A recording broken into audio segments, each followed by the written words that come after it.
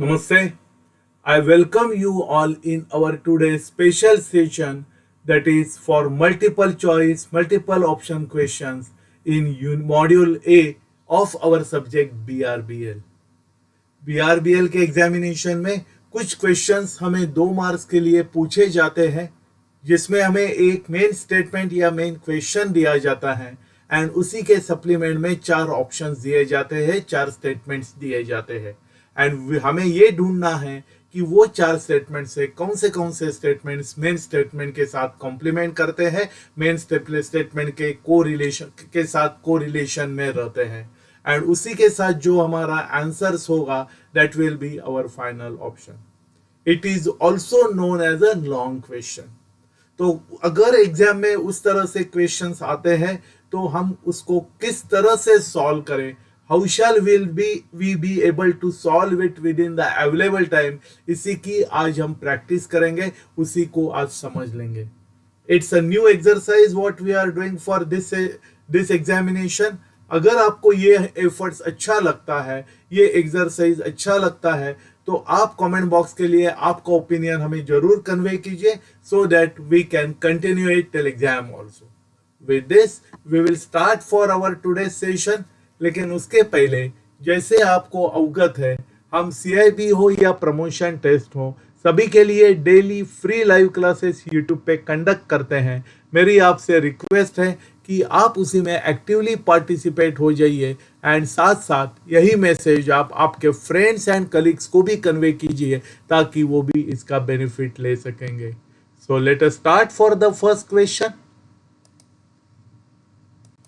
हमारा पहला क्वेश्चन है, see this is the first question. ये हमारा मेन क्वेश्चन है, मेन स्टेटमेंट है. इन रिलेटिंग टू दैट स्टेटमेंट उन्होंने हमें 4 और सब स्टेटमेंट्स दिए हैं. हमें ये देखना पड़ेगा ये 4 स्टेटमेंट से कौन से स्टेटमेंट मेन स्टेटमेंट के साथ कोरिलेट करते हैं, मैच करते हैं एंड जो हमारे स्टेटमेंट सही रहेंगे उनमें से हमें कोई भी एक ऑप्शन ढूंढना पड़ेगा.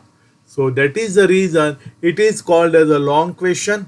तो एक we have to follow a systematic procedure so that examination में आप सही answer within available time आप ढूंढ पाएंगे, आपका question within available time आप कंप्लीट कर सकते हो.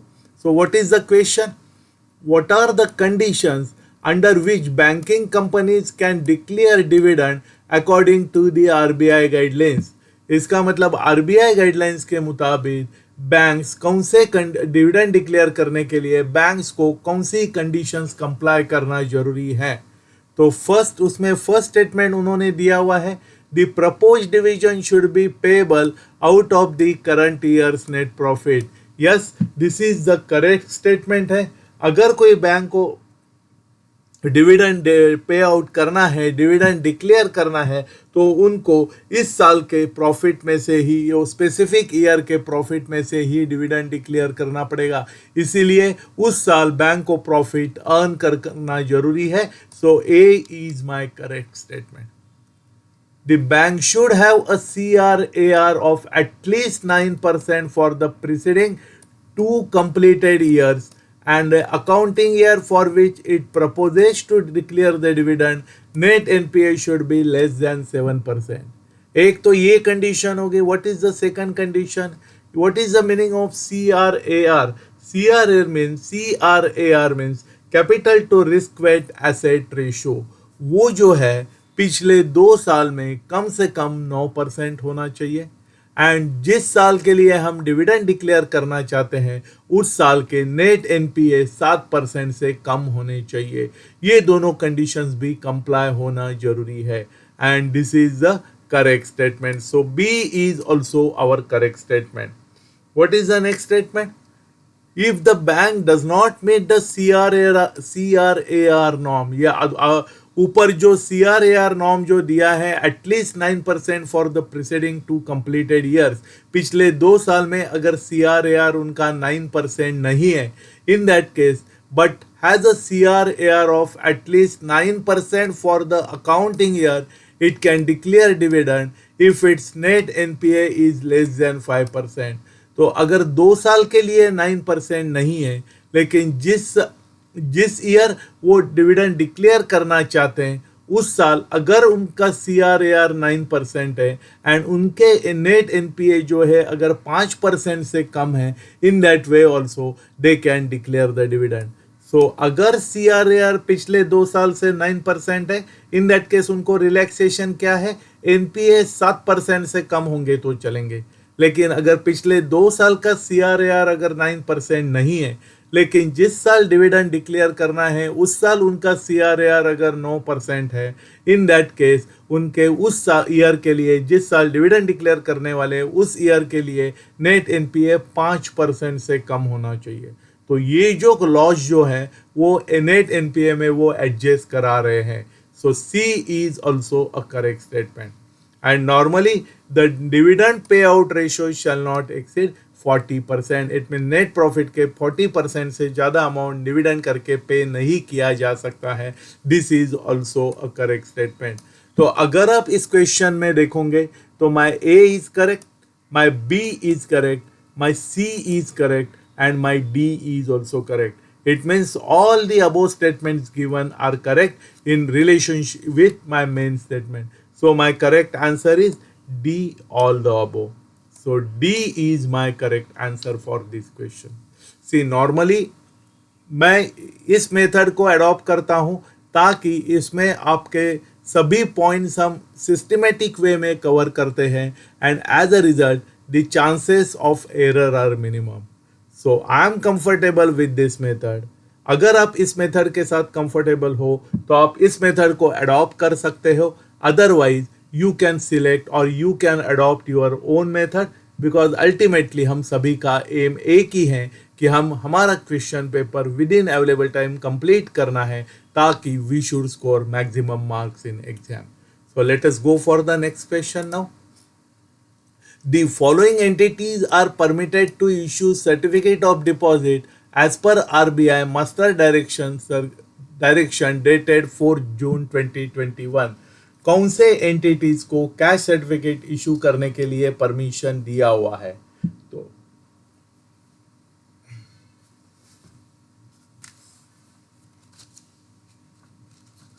कैश सर्टिफिकेट अगर कोई ऑर्गेनाइजेशन इशू करती है तो हमें वो देखना, मीन्स उस ऑर्गेनाइजेशन को देखना पड़ेगा वेदर दे आर एलिजिबल और not.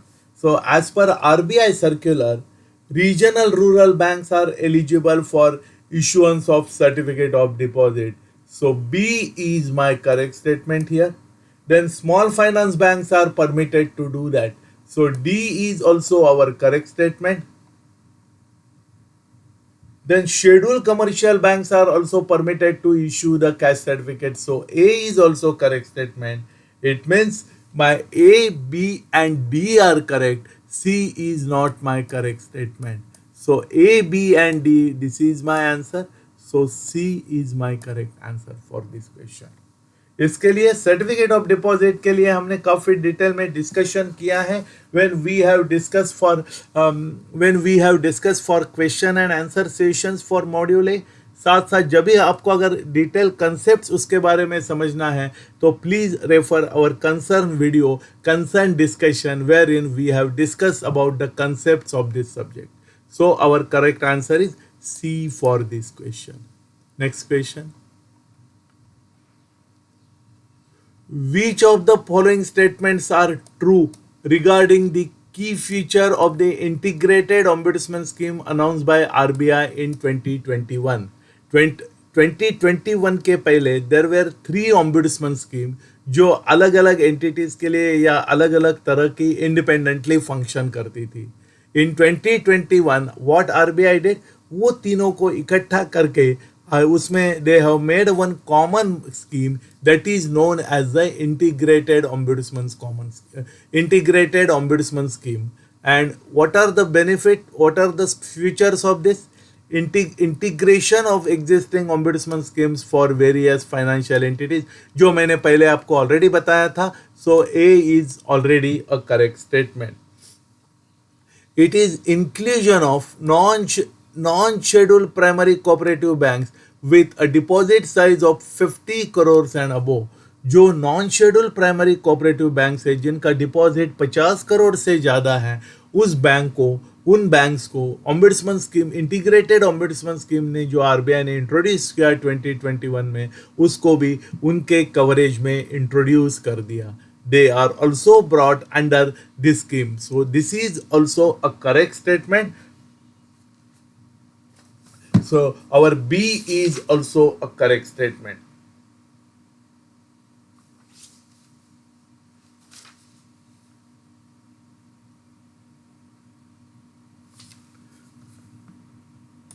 Next, regulated entities. Regulated entities यानी बैंक्स या एनबीएफसी कोई भी हो, regulated entities has no right in cases of an award is against them for not furnishing that timely information.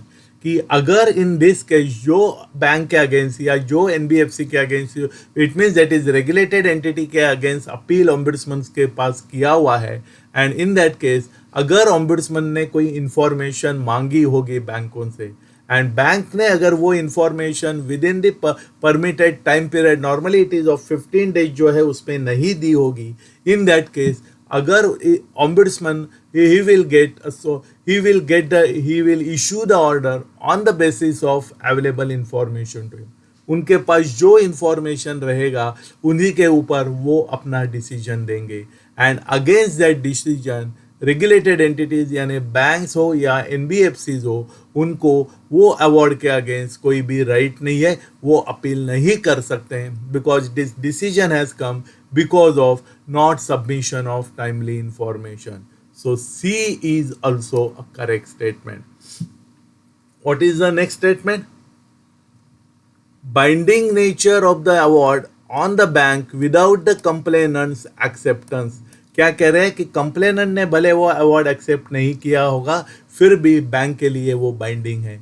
This is not the correct statement, क्योंकि जो भी award आएगा, जो भी ऑर्डर आएगा, उसको पहले कंप्लेनेंट को एक्सेप्ट करना पड़ेगा, एंड एक बार कंप्लेनेंट उसको एक्सेप्ट करते हैं, then only it is binding on the bank. So D is not our correct statement. So अगर मैं देखता हूं तो मैं A, B and C 3 are only correct statement. So option A is my correct answer for this question. So D, A is the correct answer. अगर आप इस method को अप्लाई करेंगे तो आपको विद इन अवेलेबल टाइम आप आपका reply कर पाएंगे. सो इसीलिए मेरी आपसे रिक्वेस्ट है कि you develop your own method so that you will be able to finish the reply within available time. And इसी के साथ साथ जब हम इसको प्रैक्टिस करते हैं, simultaneously we are covering so many issues, so many concept, जो हमें मल्टीपल चॉइस क्वेश्चन के लिए भी हेल्पफुल हो सकते हैं. Next question. What are the requirements for the submission of balance sheet and profit and loss account by a banking company incorporated in India? See, इसीलिए हमें पूरा वर्ड पढ़ना जरूरी है. क्या कह रहे हैं कि बैंक की जो balance sheet and profit and loss account है उसको जब सबमिट करना है, लेकिन कौन सी बैंक्स इनकॉर्पोरेटेड इन इंडिया, जो बैंक्स इंडिया में इनकॉर्पोरेट हैं, उनको जब profit and loss account and balance sheet submit करना है, तब उनके लिए क्या क्या रिक्वायरमेंट्स उनको कंप्लाई करने की ज़रूरत है. Submission within 3 months from the end of the period. Yes, this is the correct statement. जो स्पेसिफिक पीरियड कंप्लीट हो जाएगा उसके बाद 3 महीने के अंदर उनको बैलेंस शीट सबमिट करना मैंडेटरी है, जरूरी है. So A is the correct answer for our question. जो बैलेंस शीट रहेगी, it is sign by the principal officer and at least 3 और directors if more then 3 directors are at present. In case of banks in India, जो sign करना है, जो bank के जो principal officer रहेंगे वो साइन करेंगे. इन एडिशन टू दैट कम से कम 3 डायरेक्टर्स साइन करेंगे. अगर 3 डायरेक्टर से ज़्यादा डायरेक्टर्स हैं तो, अगर 3 डायरेक्टर या उससे कम डायरेक्टर्स हैं तो सभी डायरेक्टर्स को उसको साइन करना जरूरी है. So B is the correct statement. Then submission of unaudited financial results quarterly for unlisted banking companies. Unlisted जो बैंकिंग कंपनी, जो लिस्टेड कंपनीज हैं, उनको quarterly unaudited financial results publish करने पड़ते हैं, because it is a listed company. but that is not applicable for unlisted companies. So C is not my correct answer. Then manager or agent of the principal office in India can sign for the foreign bank. This statement is correct, but from question point of view, this is not a correct statement because question उन्होंने पूछा हुआ है banking company incorporated in India, whereas they are talking about the foreign banks. So D is also not my correct statement. A and B are only my correct statement. So my answer is A for this question. What is the next question? Which of the following are advantages associated with having differentiated banks in the financial system? Okay. Which of the following are advantages associated with having differentiated banks in the financial entity system? Financial system में differentiated जो banks रहते हैं उसका क्या advantages हैं? It is encouraging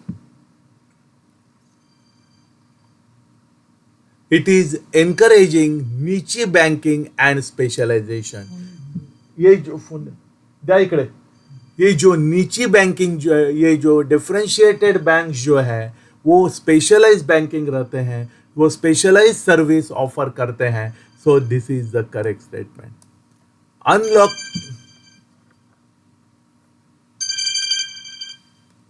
class चालू आहे माझा. Unlocking potential opportunities and reducing non optimal resources. क्या कह रहे हैं वो? जो सोसाइटी में unlocking potential opportunities and reducing non optimal resources use, जो भी specialise differentiated bank because they are specialise in particular area, जो भी पोटेंशियल अपॉर्चुनिटीज वो इंडस्ट्री में होगी, पर्टिकुलर सेक्टर में होगी, उसको अनलॉक की जाती है. So B is also a correct statement.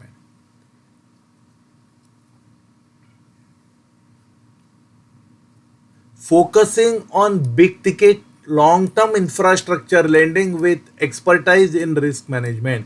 जैसे हमने ऑलरेडी देखा हुआ है, डिफरेंशिएटेड बैंक जो है वो कोई स्पेसिफिक सेक्टर में उनका स्पेशलाइजेशन होता है.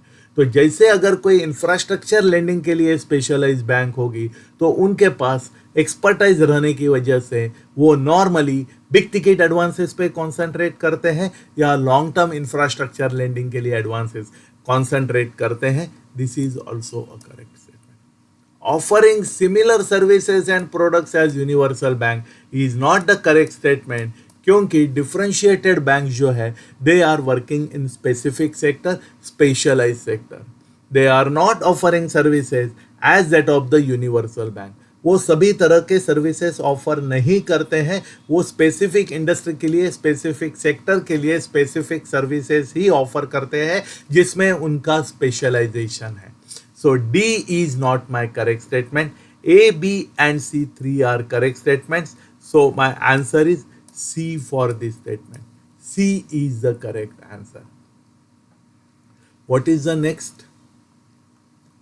Which practices are mandated by Fair Practice Code for applicable NBFCs with customer interface? So जो NBFCs हैं जिनका कस्टमर्स के साथ इंटरेक्शन है, कस्टमर इंटरफेस है, उनको फेयर प्रैक्टिस कोड जब अडॉप्ट करते हैं तो उनकी क्या क्या गाइडलाइंस हैं, कौन से प्रैक्टिसेस उनको फेयर प्रैक्टिस कोड में अडॉप्ट करना है. What is the meaning of fair practice code? Customer के लिए अच्छी तरह से सेटिस्फाइड सर्विस, सही तरह से सर्विस देने के लिए कौन सी सिस्टम्स अडॉप्ट करना चाहिए, it is coming in fair practice code. So let us see now. All communication to the borrower shall be in the vernacular language or a language understood by the borrower. जब कोई भी party आपसे loan लेना चाहती है तो जब loan लेगी तभी बोरोअर को उनके वर्नैक्युलर लैंग्वेज में, उसकी मातृभाषा में हमने उसको समझाना है, या जो वहाँ लोकल एरिया में जो लैंग्वेज चलती है उसमें समझाना है, या जो लैंग्वेज बोरोअर का समझती है उस लैंग्वेज में से बोरोअर के साथ करस्पॉन्डेंस करना है, कम्युनिकेशन करना है, ताकि बोरोअर को सही तरह से सही टर्म सही वे में समझ जाएंगे. This is a correct statement.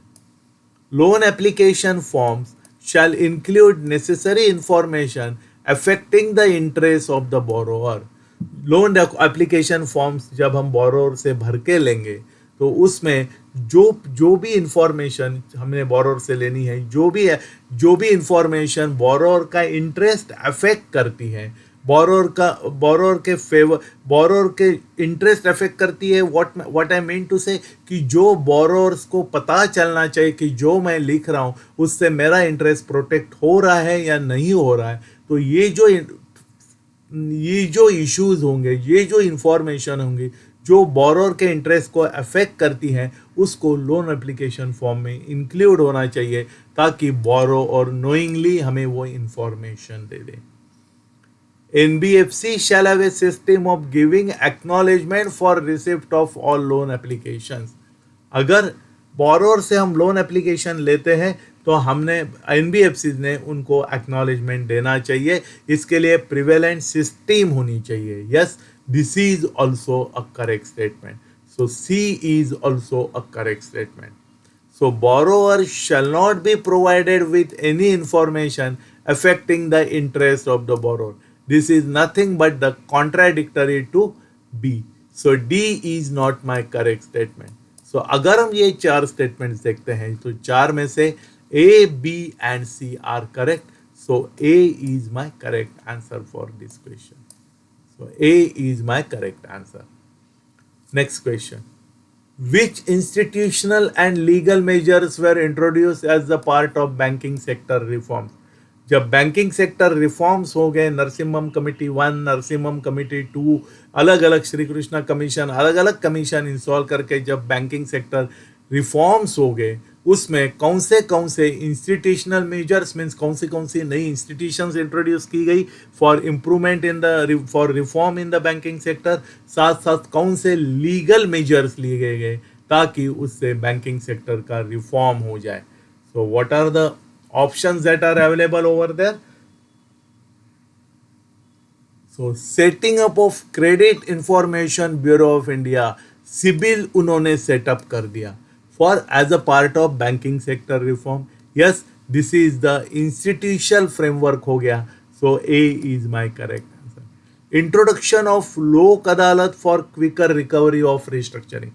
Bank के जो लोन्स होंगे जिसमें आउटस्टैंडिंग 20 लाख से कम हो, ऐसे वाले लोन्स में थ्रू OTS with the लोक अदालत in the presence of an by passing a special act that OTS can be settled, जिसको हम legal value दे देंगे. So that step has been taken for the reform in the banking sector. So it is a legal measure taken for banking sector reform. So B is also a correct. Promulgation of SARFAESI Act 2002, yes, it is revolution in banking industry. C is also a correct statement. Implementation of CAMEL supervisory rating system. Banking में CAMEL supervisory rating system start हुई है. What is the meaning of CAMEL? CAMEL में C का मतलब आता है capital adequacy, A का मतलब आता है एसेट क्वालिटी, M का मतलब है मैनेजमेंट, E का मतलब है अर्निंग एंड लिक्विडिटी, L का मतलब है एंड S का मतलब है sensitivity to market risk. So ये जो कैमल है, yes, this is the step taken for supervising rating system, banking system को अच्छा बनाने के लिए है. But this is neither the institutional step, this is not the legal measure. So though D is the correct statement, it is not applicable for this statement, this question. So for this question, my A, B and C is the correct answer. So C is the correct answer for our question. Now we will go for a different type of question. Sometimes they may ask for the match the following. आप अगर इनका book देखते हो IIBF का, तो वहाँ उन्होंने match the following के बारे में काफ़ी बार डिस्कस किया है. So let us start for this. At least we will understand in what way we should solve. अगर हमें इस तरह का क्वेश्चन आ जाता है तो इसमें what they will do, एक पूरा स्टेटमेंट रहेगा. There are 4 columns, 1, 2, 3 and 4. तो first part, that statement will be divided in 2 parts. First part will be given in this column number 2 and second part will be given in this column number 4. लेकिन second part जो रहेगा वो बिल्कुल first part के सामने नहीं होगा. It may be in this row, specific row against this number और इन एनी रो. तो हमें ये ढूंढना पड़ेगा second part of the statement जो है वो फर्स्ट पार्ट के साथ मैच करना है. Now how will we do it? So इसके लिए पहले हमें सभी स्टेटमेंट्स पढ़ने पड़ेंगे. So let us read it. Return on unclaimed deposit for more than 10 years. Okay. Special audit to be conducted by RBI. All banks whose shares are listed on stock exchange and banks to submit 3 copies of balance sheet and profit and loss account to RBI. This is the part A of 4 statements. Now we'll see part B of these 4 statements. In the public interest or in the deposit interest within 3 months from the end of FY, to be transferred to DEF account with RBI and need to publish on audited quarterly results. अभी हमने चारों statements complete पढ़ लिए.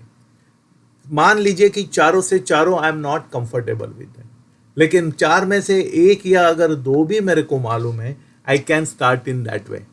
सो for first statement, return on unclaimed deposit account for more than 10 years, it means it is related to DEAF account. तो ये मेरे को मालूम है कि अगर कोई अकाउंट 10 साल से ज़्यादा टाइम अनक्लेम रहता है तो उसको डेफ अकाउंट जो आरबीआई के साथ है उसको ट्रांसफ़र किया जाता है. When I know this, I can match this 1 with this C. So 1 के साथ मेरा 1 भी मैच हो गया, मेरा सी भी मैच हो गया. सो 1C मीन्स यहाँ either 1C here and 1C here. अगर मैं इसके साथ कंफर्टेबल हूँ, कॉन्फिडेंट हूँ, my answer will get restricted to either C में either C और D. एक प्रिज्यूम करते हैं मेरे को और कोई भी ऑप्शन मालूम नहीं है.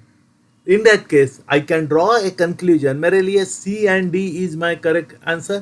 तो C के लिए 2 नंबर के लिए A है, यहाँ भी 2 नंबर के लिए A है. So let us see for statement 2.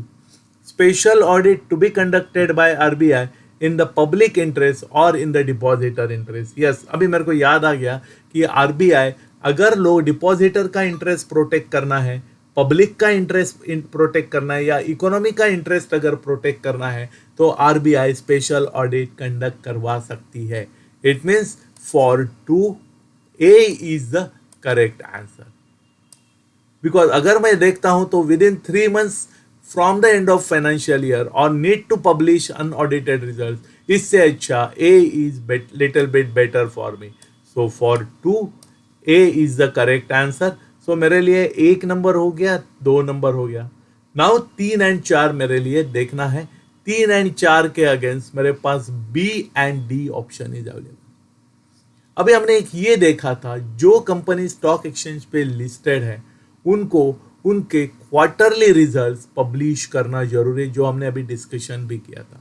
So all banks whose shares are listed on stock exchange, जो बैंक के शेयर स्टॉक एक्सचेंज पे लिस्टेड है, need to publish the unaudited quarterly result. Yes, and within 3 months from the end of finance. So ये इसके साथ match नहीं हो रहा है. This statement is not matching with B, but this statement is matching with D. So all banks whose shares are listed on stock exchange need to publish unaudited quarterly results. So yes, this is matching with this D. So 3 के लिए जो D है, this is the correct statement for me. 3 के लिए D हो गया. Then बचा हुआ जो है for 4, the bank to submit the copies of the balance sheet and profit and loss account to RBI within 3 months from the end of FY. भले मेरे को ये आंसर मालूम भी नहीं होगा, but statement is getting match. So 4 के साथ B is my correct answer. So मेरा करेक्ट आंसर आ गया D. इन दिस केस अगर ये 4 में से मेरे को 1 या 2 स्टेटमेंट भी अगर मालूम है, I can draw the correct answer for that. Again एक आपसे रिक्वेस्ट कि नॉर्मली मैं इस मेथड को अडॉप्ट करता हूं.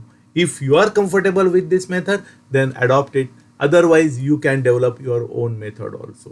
But because हमें यार टाइम फैक्टर ध्यान में रखना है, बिकॉज एक क्वेश्चन के लिए मेरा पेपर इनकम्प्लीट नहीं रहना चाहिए, बाकी क्वेश्चंस नहीं रहने चाहिए. So I have to make a practice in this way. for such type of questions also, so that once I know the technique, I will be able to complete the question in time. So with this, मेरी आपसे request है कि अगर आज जो हमने discussion किया, एक नया एक्सपेरिमेंट करके देखा है, आपको अगर वो अच्छा लगा तो please press this like button, because this will be a motivating factor for me. आपकी यही एक्टिविटी मेरे लिए नए नए वीडियोस बनाने में प्रेरित करते हैं, प्रोत्साहित करते हैं. अगर आपको आज का डिस्कशन अच्छा लगा होगा तो please press dislike button. And otherwise also आपको अगर आज का डिस्कशन अच्छा लगा होगा तो ये इन्फॉर्मेशन आप आपके फ्रेंड्स एंड कलीग्स के साथ शेयर कर दीजिए, ताकि आपके साथ साथ वो भी इसका बेनिफिट ले सकेंगे, वो भी अच्छे मार्क्स स्कोर कर पाएंगे. अगर आपने अभी तक हमारा चैनल सब्सक्राइब नहीं किया है तो please press this bell icon, ताकि आपको सभी नोटिफिकेशंस टाइमली मिल जाएगी and you will not miss out any important information. अगर आप recorded version of live classes देखते हो एंड अगर आपको कोई क्वेश्चन हो या आपको कोई क्वेरी हो, इन दैट केस आप आपका क्वेश्चन या आपकी क्वेरी आप कमेंट बॉक्स के थ्रू या इस मेल आईडी पे कन्वे कीजिए, ताकि हम आपकी क्वेरी तुरंत रिजॉल्व करेंगे. With this we will conclude our discussion for a day, and I wish you all the best. Thank you very much.